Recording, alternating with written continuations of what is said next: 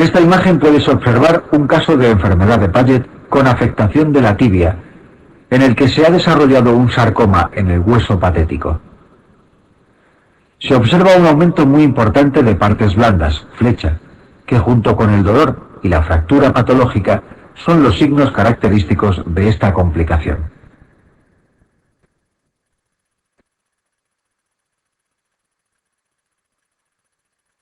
El diagnóstico de la enfermedad de Paget es bastante sencillo de realizar.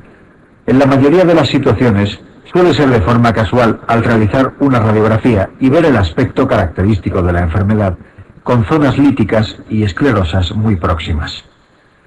Para conocer la extensión de la enfermedad y los huesos afectados por la misma, la prueba de elección es una gammagrafía ósea con tecnecio. Se observará un realce de la captación en los huesos por aumento de su catabolismo. Aunque esta captación aumentada no es específica de la enfermedad de Paget, cuando se complementa con la radiología pocas veces dudaremos del diagnóstico. Las pruebas de laboratorio también son de utilidad. Como está activada la resorción ósea, se elevará la hidroxiprolina, que es un producto de los osteoclastos.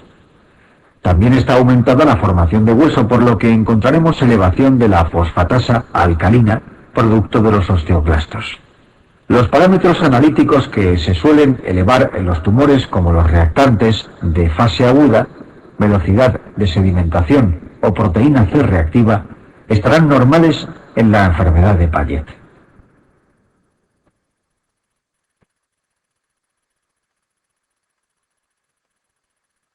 Respecto al tratamiento de la enfermedad de Paget, hay que tener en cuenta en primer lugar que los bifosfonatos son la terapia de elección. Estos fármacos disminuyen la actividad de los osteoclastos, inhibiendo la primera fase de la enfermedad. Dentro de los bifosfonatos, los más utilizados son el alendronato y el risedronato. La segunda cuestión es cuando hay que tratar a un paciente con esta enfermedad.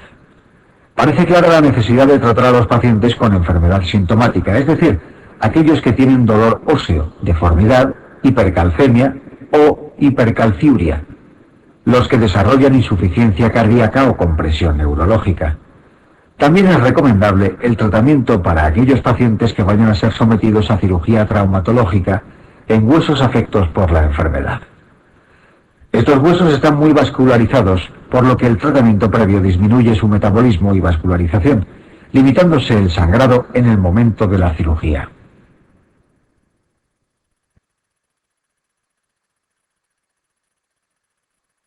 Se puede considerar el tratamiento también en algunos pacientes asintomáticos que tienen alto riesgo de desarrollar complicaciones futuras.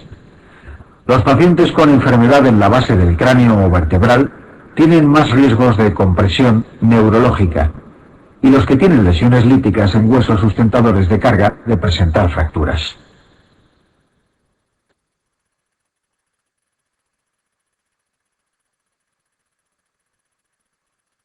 La osteoporosis es la enfermedad metabólica ósea más frecuente, por delante de la enfermedad de Paget. Se caracteriza por una reducción progresiva de la masa ósea, debido a una tasa de resorción superior a la formación. El hueso aumenta de esta forma su fragilidad y aparecen las fracturas. La masa ósea adquiere su pico a los 30-35 años y a partir de ese momento se produce un descenso progresivo que hará perder entre un 20-30% a los varones y un 40-50% a las mujeres a lo largo de la vida. Para conocer la masa ósea y poder establecer el diagnóstico de osteoporosis, realizamos una densitometría. Su resultado lo podemos comparar con la masa ósea que tienen los sujetos en el momento del pico de masa ósea, es decir, a los 30 años. La comparación es lo que denominamos T-score. Si la masa ósea perdida está por debajo de una desviación estándar, la consideramos normal. Si la pérdida está entre -1 y -2, con 5 desviaciones estándar, diagnosticamos de osteopenia. Y si la pérdida supera las 2,5 desviaciones estándar, hablamos de osteoporosis.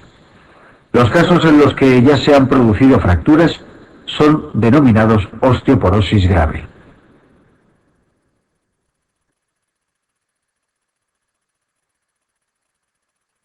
La mayoría de los pacientes que presentan una osteoporosis, esta se considera primaria, es decir, no asociada a ninguna enfermedad.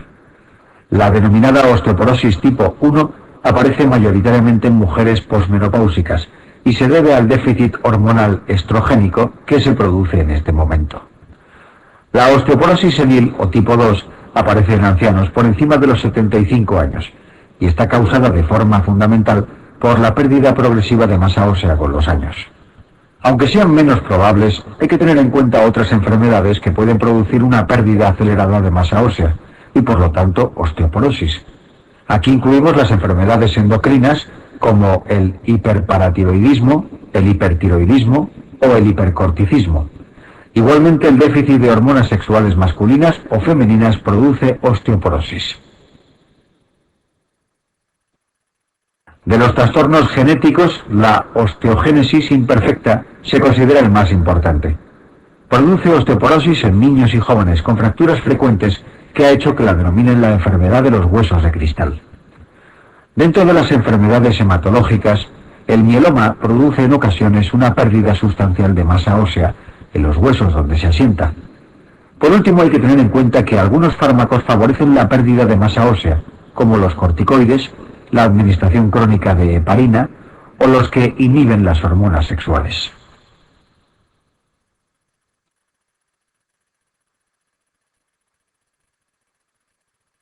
El manejo de las pacientes posmenopáusicas a las que realizamos una densitometría para el diagnóstico de una osteoporosis lo podemos ver en este esquema. Aquellas mujeres con densitometría superior a una desviación estándar respecto a las mujeres jóvenes, lo que llamamos T-score, no precisan tratamiento ni más controles. Aquellas situadas entre más una desviación estándar y menos una desviación estándar tampoco precisan tratamiento, pero podemos realizarles nuevas densitometrías de control en los próximos años. Las que presentan una densitometría situada entre -1 y -2,5 desviaciones estándar tienen osteopenia y podemos tratar a aquellas que presenten algún factor de riesgo asociado que favorezca una pérdida más acelerada de masa ósea. Finalmente, las pacientes con densitometría situada por debajo de 2,5 desviaciones estándar son las que diagnosticamos de osteoporosis y que siempre requieren tratamiento.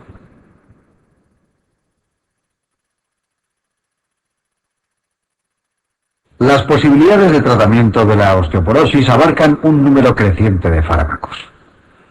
Estrógenos. La administración de estrógenos con o sin progestágenos reduce de forma significativa la aparición de fracturas vertebrales y en cuello de fémur en mujeres posmenopáusicas. Sin embargo, se ha demostrado que pueden aumentar la aparición de infarto de miocardio, ictus, cáncer de mama y de trombosis venosa profunda con tromboembolia de pulmón. La combinación de efectos secundarios ha hecho que estos fármacos no se consideren actualmente de elección para el tratamiento de la osteoporosis.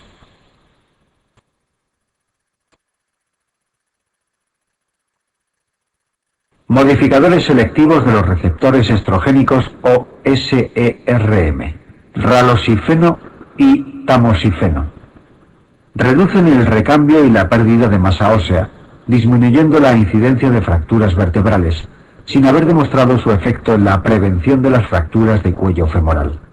El ralosifeno está actualmente aprobado para el tratamiento de la osteoporosis. Además, el ralosifeno reduce el cáncer de mama sin incremento en el riesgo de cáncer de útero, a diferencia del tamoxifeno. Al igual que los estrógenos, aumentan el riesgo de enfermedad tromboembólica. También hay que tener en cuenta que el ralosifeno aumenta la sintomatología del climaterio, especialmente si se administra en los 2 años siguientes a la menopausia. En mujeres de menos de 65 años, con menor riesgo de fractura de cadera y una perspectiva de tratamiento más larga, se puede empezar utilizando ralosifeno, por tratarse de un fármaco con pocos efectos secundarios. No obstante, si se supone un riesgo aumentado en la paciente de fractura de cadera, se prefieren los bifosfonatos.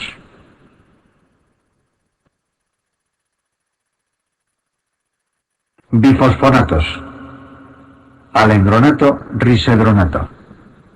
Son análogos del pirofosfato inorgánico, y se caracterizan por ser potentes inhibidores de la resorción ósea.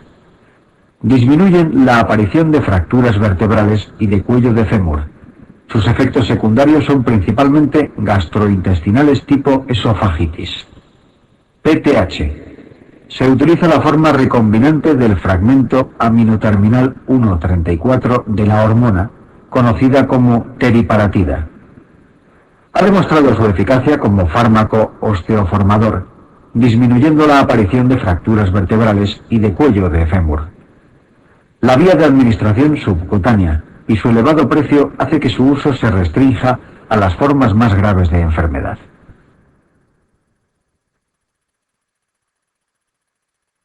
Calcitonina. Es una hormona polipeptídica sintetizada por las células C o parafoliculares del tiroides que actúa sobre los osteoclastos inhibiendo la resorción ósea. Está aceptado su uso en la enfermedad de Paget, la hipercalcemia y la osteoporosis. Es menos eficaz que los bifosfonatos, habiendo demostrado un descenso en la aparición de fracturas vertebrales, pero no de cuello femoral. Calcio y vitamina D. Se considera adecuada la administración de calcio y vitamina D en todos los pacientes diagnosticados de osteoporosis, independientemente de que reciban o no otro tratamiento farmacológico adicional. Diversos ensayos controlados con calcio y vitamina D han confirmado la reducción de la tasa de fracturas, incluidas las de cadera. Aunque los efectos secundarios de los complementos de calcio son mínimos, en pacientes con antecedentes de cálculos renales es necesario medir el calcio en orina de 24 horas antes de iniciar el tratamiento para evitar la hipercalciuria.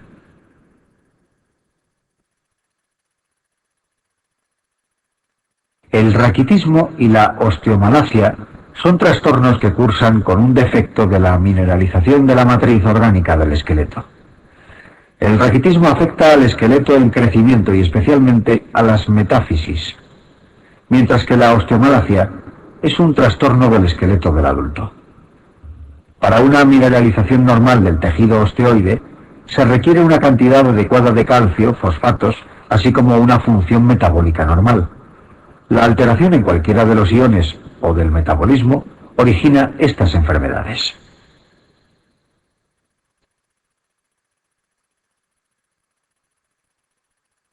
Son las causas que pueden derivar a osteomalacia o raquitismo. Déficit de vitamina D. Suponen la situación más habitual y en el esquema de la diapositiva puedes ver el metabolismo de la vitamina D y los lugares donde se pueden producir alteraciones. De forma resumida, los podemos clasificar en aporte extrínseco insuficiente, ingestión inadecuada, exposición insuficiente a la luz solar, trastornos gastrointestinales, malabsorción intestinal por enfermedad hepática que no produce la primera hidroxilación, insuficiencia pancreática que no produce las micelas necesarias para la absorción de la vitamina D liposoluble, o la enfermedad del intestino delgado que por daño de la mucosa no absorbe el calcio ni la vitamina D. Trastornos del metabolismo de la vitamina D, adquiridos, como la insuficiencia renal, el SD nefrótico, donde se pierde por orina la proteína transportadora de la vitamina D, o el tratamiento con anticonvulsionantes, que induce las enzimas hepáticas que catabolizan la vitamina D. Hay causas hereditarias, como el pseudodéficit o dependencia de vitamina D tipo 1, provocado por déficit de la 25-OH hidroxilasa, o la alteración del receptor de la vitamina D, que produce el raquitismo hereditario dependiente de vitamina D tipo 2, típicamente asociado a alopecia. Hipofosforemia crónica tanto por déficit de aporte, abuso de antiácidos con aluminio que quelan el fosfato e impiden su absorción.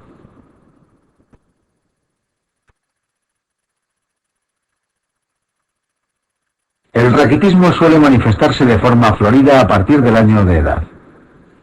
Existe un retraso en el crecimiento y la formación de hueso no mineralizado, y por tanto frágil y muy deformable. Da lugar a las deformidades óseas y a las fracturas. Las deformidades aparecen inicialmente en el cráneo y avanzan caudalmente. Aparece craneotables, reblandecimiento óseo, junto con fontanelas amplias que tardan en cerrarse. Existe prominencia frontal, frente olímpica, y parietal, caput quadratum, con aplastamiento occipital debido a la postura de decúbito. Hay retraso en la dentición.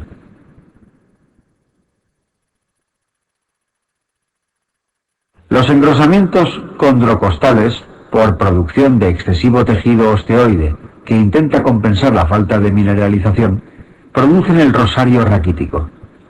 La deformidad de las últimas costillas en su inserción en el diafragma da lugar al surco de Harrison, y el ensanchamiento de la base del tórax le confiere el aspecto de tórax alado.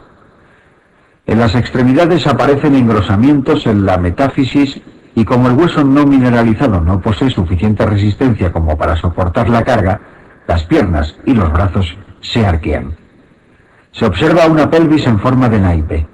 La hipocalcemia, que deriva del déficit de vitamina D, puede provocar hipotonía e incluso tetania en casos extremos. La osteomalacia se presenta de forma más insidiosa. La manifestación más característica es el dolor óseo, seguido por la debilidad muscular proximal, de la cintura escapular y de la cintura pelviana.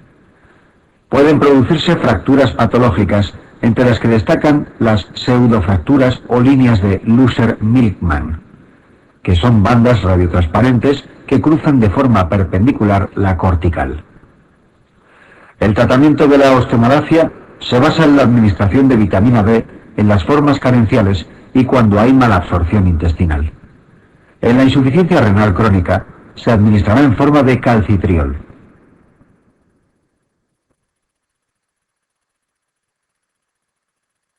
Esclerosis sistémica progresiva.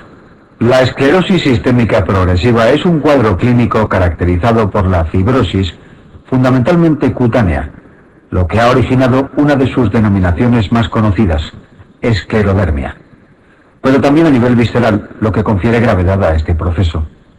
El aspecto más trascendente de esta enfermedad es la diferenciación entre sus dos formas clínicas, la que muestra afectación cutánea limitada o circunscrita y la más grave con afectación cutánea difusa.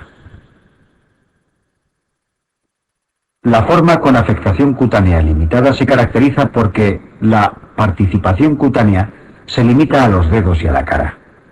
Todos los pacientes presentan fenómeno de Raynaud, habitualmente desde años antes del comienzo del cuadro. En la práctica, esta forma clínica la encontramos como síndrome de Crest, donde las iniciales del acrónimo hacen referencia a calcicosis, fenómeno de Raynaud, esclerodactilia, alteración de la motilidad esofágica y telangiectasias.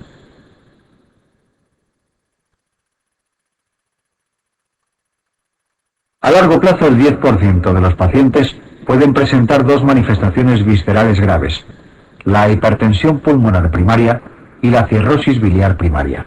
El marcador serológico de esta forma clínica son los anticuerpos anticentrómero, que aparecen en el 70% de los pacientes. En la forma difusa todo es al revés. No solo se afecta la piel de los dedos y la cara, sino que también lo hace la piel de la parte proximal del tronco y la parte proximal de las extremidades. El fenómeno de Raynaud, que aparece con menor frecuencia que el de Crest, suele ser de reciente aparición, pero lo que confiere gravedad al cuadro es la externa y grave afectación visceral a que da lugar. Especialmente grave es la afectación pulmonar en forma de fibrosis pulmonar, que constituye hoy en día la primera causa de muerte en estos pacientes. El marcador serológico de esta forma clínica son los anticuerpos antitopoisomerasa, que aparecen en el 40% de los casos y se asocian con afectación pulmonar.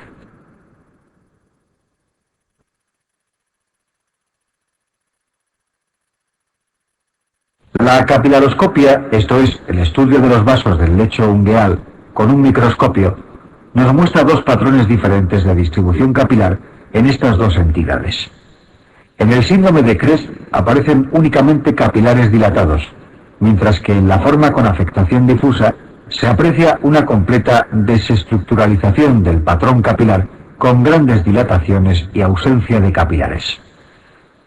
Finalmente, el pronóstico del CREST es aceptable, salvo en el 10% de pacientes que presentan complicaciones viscerales. El pronóstico de la forma con afectación cutánea difusa es sombrío y la principal causa de muerte hoy en día es la afectación pulmonar.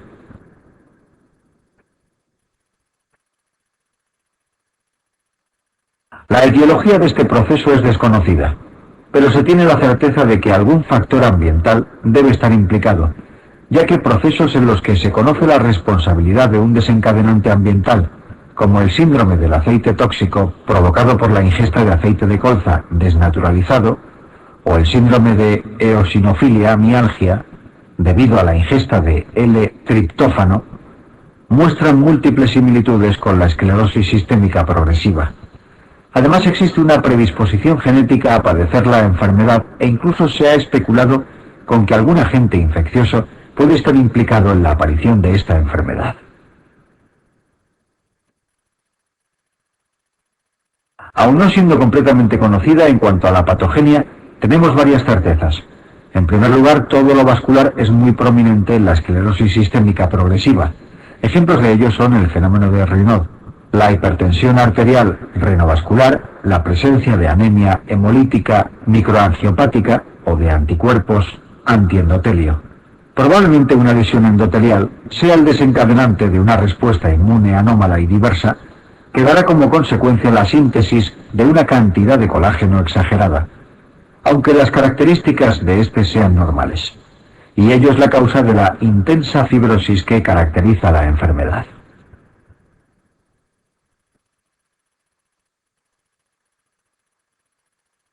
La manifestación clínica más común es lógicamente la afectación cutánea, que aparece en todos los casos de la enfermedad, produciendo de forma secuencial edema, induración y finalmente atrofia.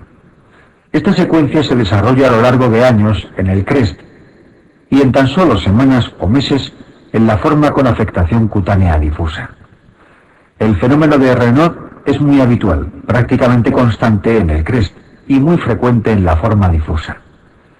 Tras estas dos manifestaciones, el órgano más comúnmente afectado es el tubo digestivo, y el tramo de este que lo hace más a menudo es el esófago, en el que aparece una esofagitis.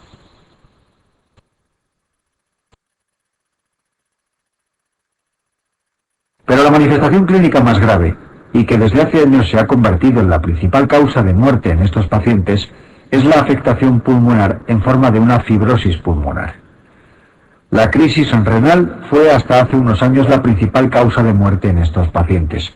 Se produce a causa de la activación del sistema renina-angiotensina y se comporta como una hipertensión arterial maligna con la correspondiente repercusión de los órganos diana: encefalopatía, disfunción ventricular izquierda, deterioro de la función renal. El tratamiento con inhibidores del enzima conversor de la angiotensina ha controlado esta complicación. La afectación cardíaca puede ser variada y grave. No hay ningún dato especialmente característico de esta enfermedad. Es muy común la presencia de anemia, que puede ser multifactorial. Además de la habitual anemia de trastornos crónicos propia de las enfermedades inflamatorias crónicas, la frecuente esofagitis es una causa de ferropenia bien conocida. Al igual que todo lo vascular, la anemia hemolítica microangiopática común en estos procesos. Finalmente, la malabsorción debida a la afectación del intestino delgado puede producir un déficit de ácido fólico o vitamina B12 con su consecuente anemia megaloblástica.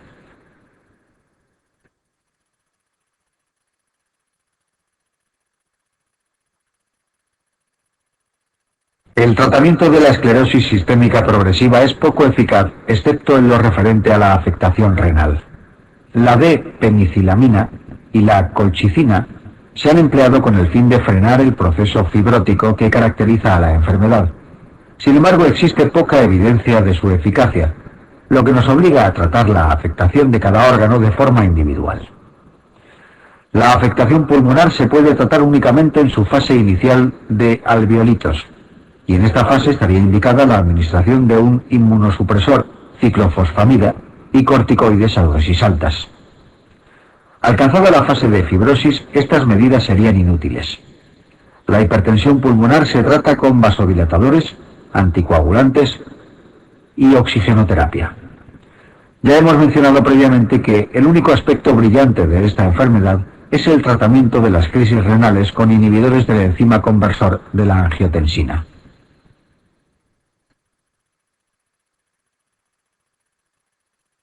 La esofagitis se trata con inhibidores de la bomba de protones y medidas higiénicas antirreflujo. La afectación del intestino delgado, que puede dar lugar a malabsorción por sobrecrecimiento bacteriano, se trata con tandas de antibioterapia y el frecuente fenómeno de Raynaud se trata con vasodilatadores.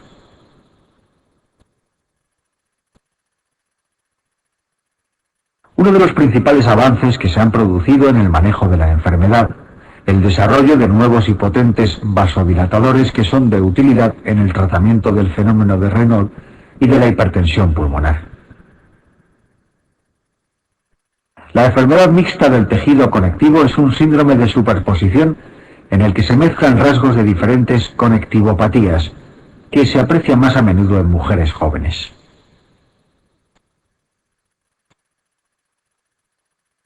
Así presenta, como en la esclerosis sistémica Raynaud, esclerodactilia, alteración de la motilidad esofágica e hipertensión pulmonar. Como en la artritis reumatoide se produce artritis de manos. Al igual que en la dermatopolimiositis, se produce una miopatía inflamatoria e incluso se pueden encontrar algunas de las lesiones cutáneas típicas del LES. Para su diagnóstico es necesaria la presencia de anticuerpos anti-RNP. Aún así, la enfermedad carece de un tratamiento específico.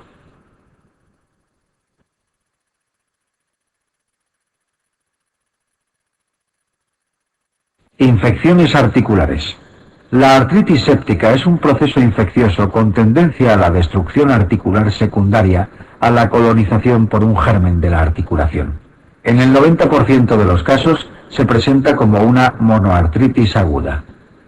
La vía de infección más frecuente es la hematógena, aunque también es posible la extensión desde una infección vecina o por inoculación externa, como puedes ver en el presente esquema. Los pacientes afectos suelen tener factores predisponentes a la infección articular, como son la AR, el tratamiento con corticoides, la diabetes mellitus, las neoplasias malignas o la hemodiálisis. Las infecciones neumocócicas son frecuentes en los pacientes alcohólicos, aquellos con déficit humoral o los que sufren hemoglobinopatías.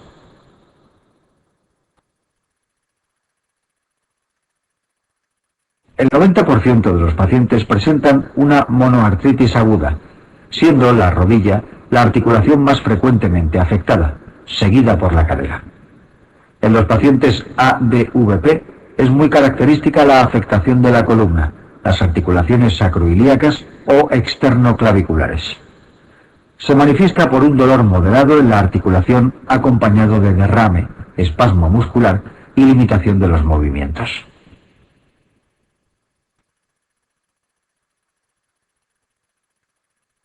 Para el diagnóstico pueden ser útiles diversas pruebas.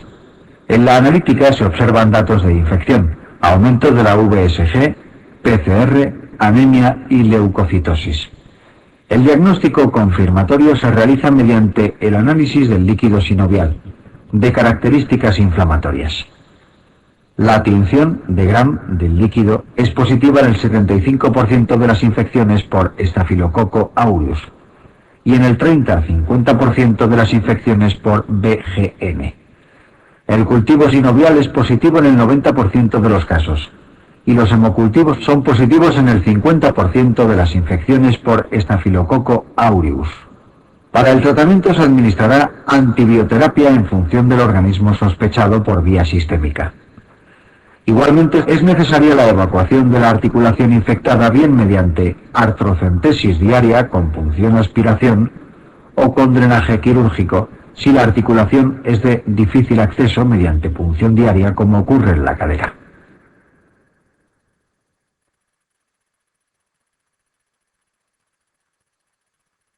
La artritis gonocócica es la causa más frecuente de artritis séptica en los menores de 40 años.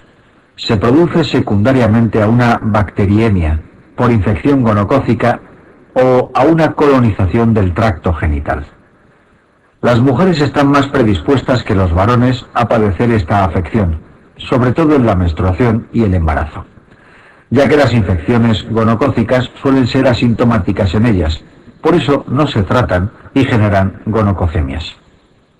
Las personas con déficit en los factores C5, C9 del complemento también tienen mayor susceptibilidad a padecer gonococemia diseminada.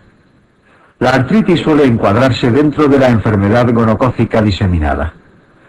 Esta se manifiesta por fiebre, erupción pustulosa hemorrágica en el tronco y extremidades y artritis migratoria con tenosinovitis de rodillas, manos, muñecas y pies.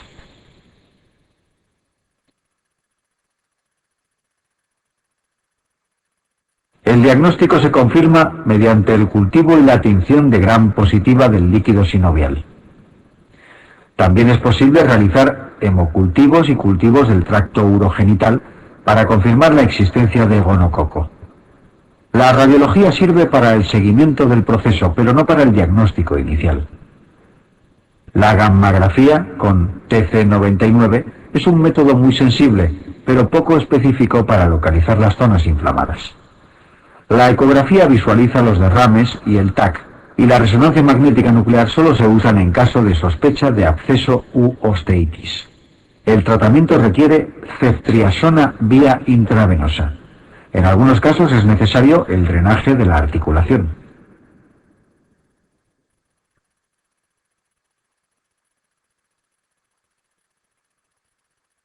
Síndrome de Sjögren. El síndrome de Sjögren es una exocrinopatía autoinmune caracterizada porque las glándulas exocrinas, especialmente las salivares y las lacrimales, resultan infiltradas por linfocitos T, que las destruyen alterando su función y produciendo serostomia y seroftalmia respectivamente.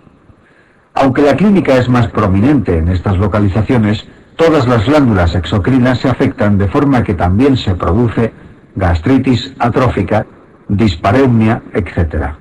La enfermedad se presenta en dos contextos. Una forma primaria en la que el proceso aparece aislado y la más común forma secundaria en la que se aprecia un síndrome seco acompañando a otra enfermedad, habitualmente a la artritis reumatoide. El Sjögren primario se caracteriza por un comienzo más precoz, por mayor hipertrofia glandular, por la aparición de los anticuerpos típicos de la enfermedad, anti-RO o anti-SSA y anti-LA o anti-SSB. Pero sobre todo es en el Sjögren primario donde encontramos manifestaciones extraglandulares como son la artritis no erosiva, la enfermedad intersticial pulmonar difusa, la nefritis intersticial, el fenómeno de Raynaud, la púrpura palpable, etc. La enfermedad carece de tratamiento específico.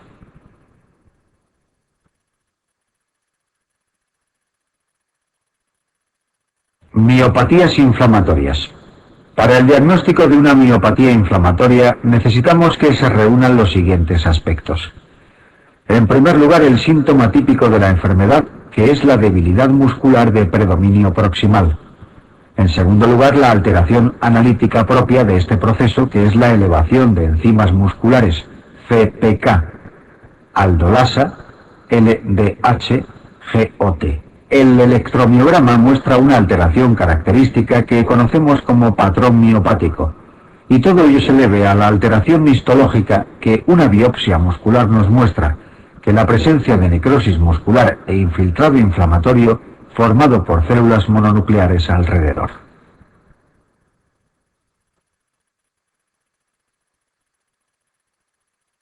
La clasificación tradicional describe 5 grupos: la polimiositis idiomática, la forma con afectación cutánea, dermatopoliomisitis, la forma asociada a neoplasia, que se caracteriza por un comienzo más tardío, la forma infantil y los cuadros asociados a otras conectivopatías. Recientemente se ha variado el enfoque diferenciando únicamente dos enfermedades, la polimiositis y la dermatomiositis, como dos procesos que incluso muestran histologías diferentes. La forma paraneoplásica y la forma infantil se consideran incluidas en la dermatopoliomisitis.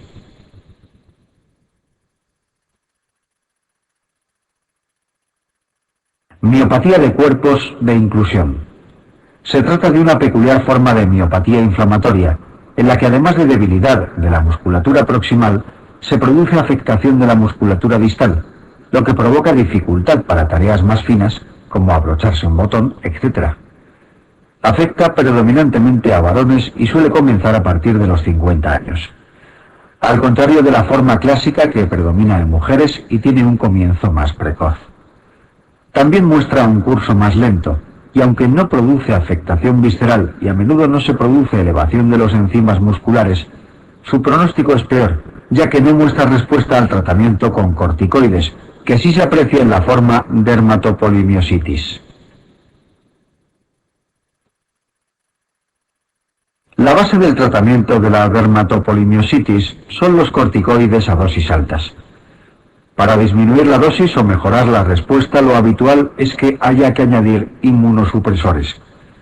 El más frecuentemente usado es la azatioprina y en menor medida el metotrexate. Las formas refractarias pueden beneficiarse del uso de gammaglobulina intravenosa. El pronóstico es favorable, pero se requiere un tratamiento prolongado.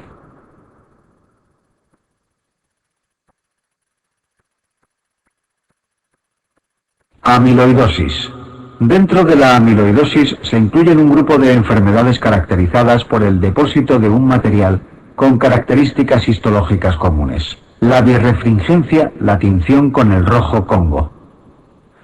El depósito de amiloide ocurre en múltiples circunstancias, pero las más importantes son la amiloidosis primaria y la asociada al mieloma múltiple, producida por el depósito de una proteína AL. La amiloidosis secundaria a enfermedades inflamatorias crónicas, como la fiebre mediterránea familiar, la tuberculosis, la artritis reumatoide, etc., en las que se deposita un amiloide denominado AA. La amiloidosis heredofamiliar se debe al depósito de la proteína ATTR, transtiretina, y la amiloidosis de los hemodializados se debe al depósito de la beta-2 microglobulina.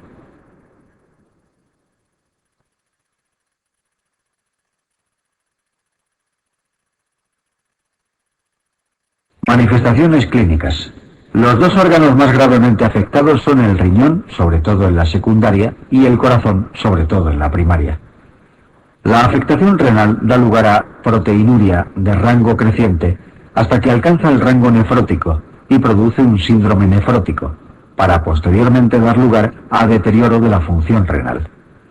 La afectación cardíaca debida al depósito de amiloide en el miocardio produce una alteración de la distensibilidad que origina una insuficiencia cardíaca refractaria.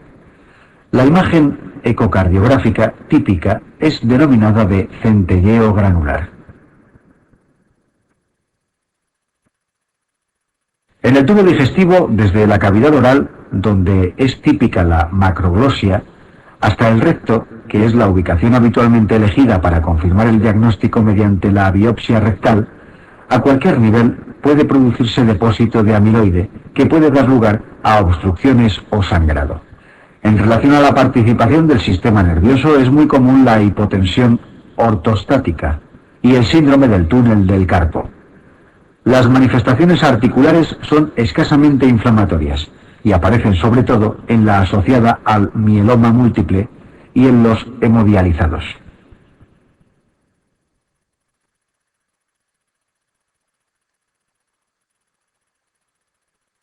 Artrosis. La artrosis es un proceso articular muy frecuente caracterizado por la disociación clínico-radiológica. Esto es, algunos pacientes muestran marcadas alteraciones radiológicas sin apenas síntomas, mientras que en ocasiones pacientes con mínimos cambios radiológicos tienen sintomatología muy intensa. La clínica típica de la artrosis es el dolor de características mecánicas, esto es que cede con el reposo. La radiología incluye desde el pinzamiento irregular del espacio articular, la esclerosis y las geodas subcondrales, los osteofitos y, en los casos más avanzados, las subluxaciones articulares. La artrosis primaria es aquella que se produce sin un factor que lo favorezca y se localiza en interfalángicas distales, nódulos de Everden, interfalángicas proximales, nódulos de Bouchard, articulación trapecio-metacarpiana, rizartrosis del pulgar, cadera, cosartrosis, rodilla, gonartrosis. Primera metatarsofalángica, hallux rigidus. Denominamos artrosis generalizada a la afectación de al menos 3 territorios articulares.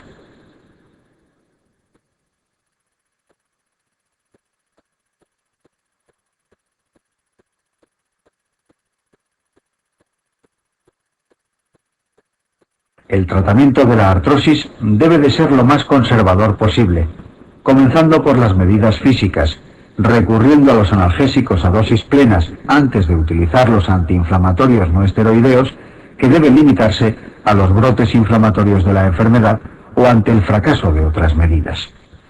El uso de ácido hialurónico intraarticular o de condroitin sulfato son medidas controvertidas en el manejo de la enfermedad.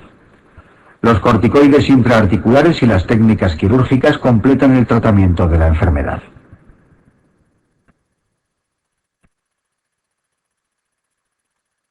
Polimialgia reumática. La polimialgia reumática es una patología frecuente, propia de personas de edad avanzada, caracterizada por el dolor y la rigidez en cintura escapular y pélvica, lo que condiciona limitación de la movilidad activa. Es característica la elevación marcada de la velocidad de sedimentación globular y la anemia de trastornos crónicos, pero dado que no es una miopatía inflamatoria, no se produce elevación de enzimas musculares. La enfermedad responde de forma excelente al tratamiento con dosis bajas de corticoides.